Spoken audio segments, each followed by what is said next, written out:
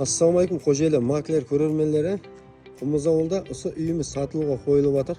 Алдын ала бағасын айтып өтіп кетемін. 280 миллион азымас қайтаман келісемін деген жері бар. Ішінде 80-90% сат подаркаға беріп кетіріледі. Мынау темір жол. Құмыз ауылдағы проезд, ағаш базар. Азыр арендеді о жақтан көрсетемін. Үйіміздің сыртқа көрінсе осылай, үйдің алдында полный ұзыннан келген навестері бар. Навестің астыларында светлері бар. Түнде Ташкент болып тұрады бұл жерлер. Светлер жанып, масқара дейді. Бисмиллахир-рахманир-рахим деп кірсек, кірген жеріміз біздердің осылай бастанады.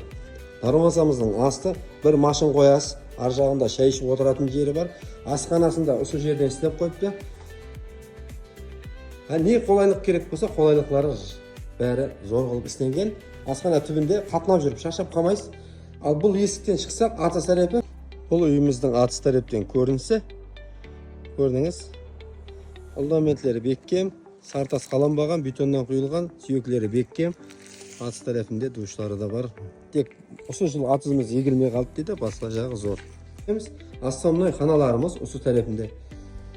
Осы тарапқа келсек, бірінші оң жақта ата-аналар жатақханасынан бастаймыз.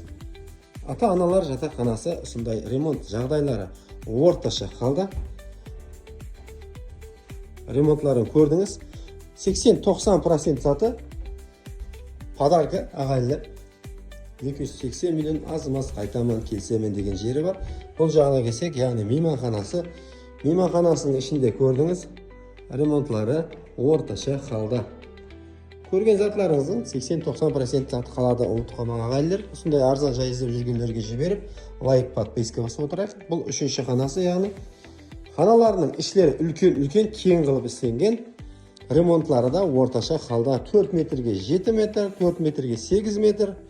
Ал бұл жағына келетін болсақ, бұл жағында детский комнатасы бар.